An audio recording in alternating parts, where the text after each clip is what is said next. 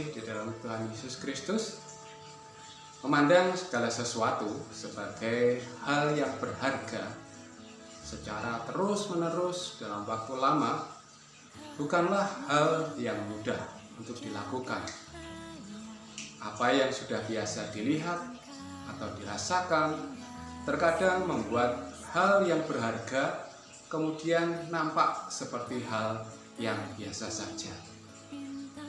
Atau bagi orang-orang tertentu bahkan mulai kehilangan arti.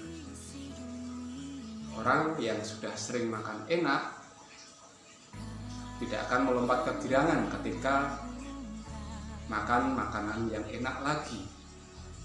Berbeda dengan orang yang mungkin tidak pernah mengecap makanan yang pantas. Orang yang sering bepergian ke luar negeri tidak akan seheboh orang yang baru pertama kali pergi ke luar negeri. Dulu, pada waktu menjalin hubungan, pasangan kita tampak begitu sempurna, terlihat mempesona. Tetapi, setelah sekian tahun, sekian lama kita hidup bersama, tidak ada lagi getaran-getaran cinta yang meluap-luap seperti dahulu. Apalagi kalau sudah pakai baju rumahan, pakai singlet bolong, pakai daster, rambut dikucir dengan karet, bau kecut, sama sekali tidak istimewa dan menjadi suatu hal yang biasa. Dalam berbagai situasi dan kondisi, kehilangan pemaknaan dapat berujung pada tindakan yang tidak menghargai hal-hal yang nampak biasa tersebut. Ada orang yang karena terbiasa makan enak, dia tidak kecewa atau tidak takut membuang makanan yang enak tersebut. Atau terkadang orang baru menyadari betapa berharganya hal-hal yang nampak biasa tersebut ketika hal-hal itu diambil dari padanya. Umat yang terkasih di dalam Tuhan, hal-hal yang nampak biasa terkadang tidak sesederhana yang kelihatannya. Bernafas misalnya tidak sesederhana menghirup dan menghembuskan nafas, bukan? Perikop yang kita baca pada hari ini menceritakan bagaimana dahsyatnya cara Allah merancangkan kejadian kita. Dalam perikop yang kita baca ini, pemazmur berusaha menggambarkan dengan bahasa dan pemahaman yang dia pahami pada waktu itu tentang bagaimana Allah membuat kita menjadi manusia dalam kandungan seorang ibu. Tentu saja apa yang dikatakan itu sesuai dengan tingkat pemikirannya pada waktu ia menulis kitab Mazmur tersebut. Dan pada saat sekarang, ketika ilmu pengetahuan semakin maju, kita tahu bahwa secara ilmiah kita terbentuk dari penyatuan sel telur dan sel sperma yang sangat kecil. Bahkan untuk melihatnya kita membutuhkan mikroskop.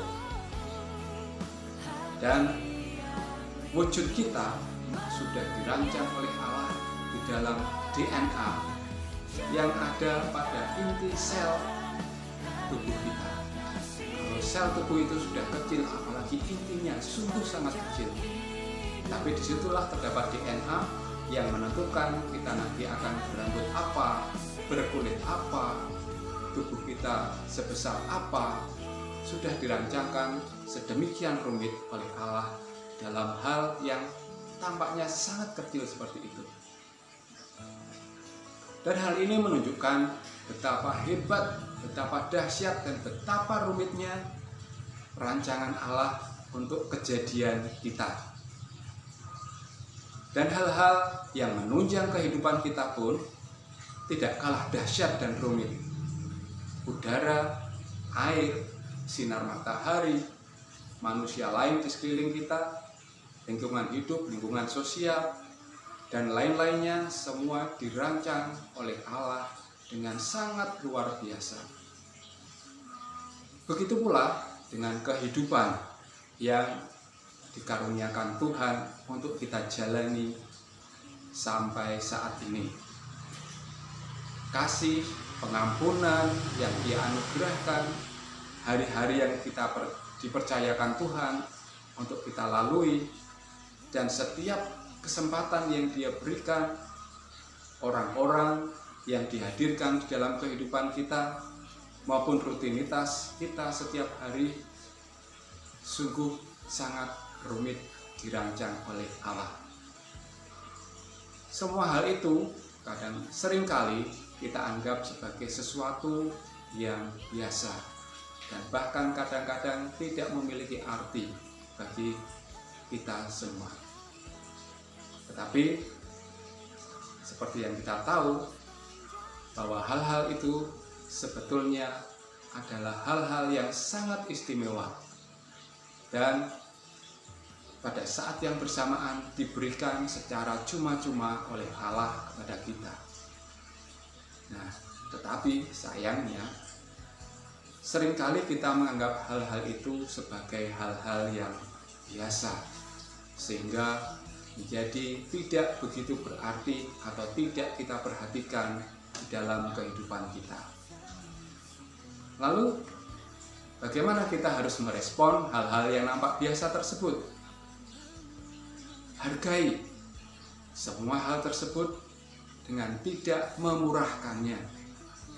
Hal-hal yang Tuhan karuniakan dan izinkan terjadi dalam hidup kita adalah sesuatu yang sangat berharga.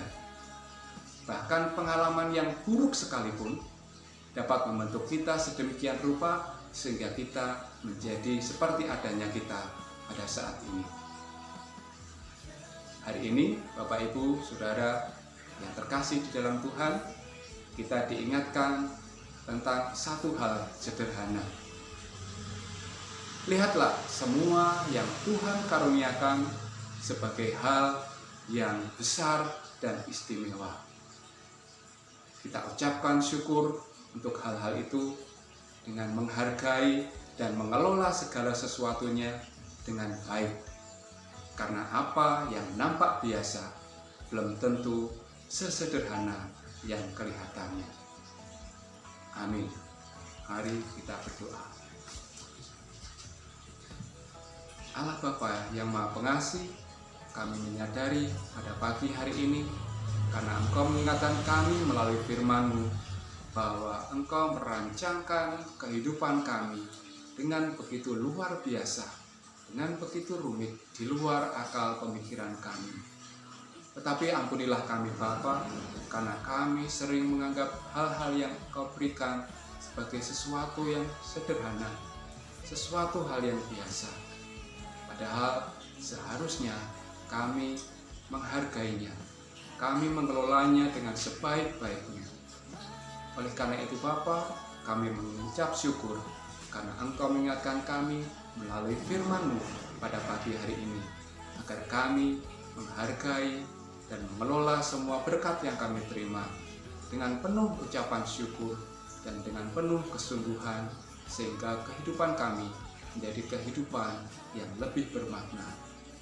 Terima kasih Bapa. Doa ini hanya kami naikkan dalam nama Tuhan kami Yesus Kristus. Haleluya. Amin.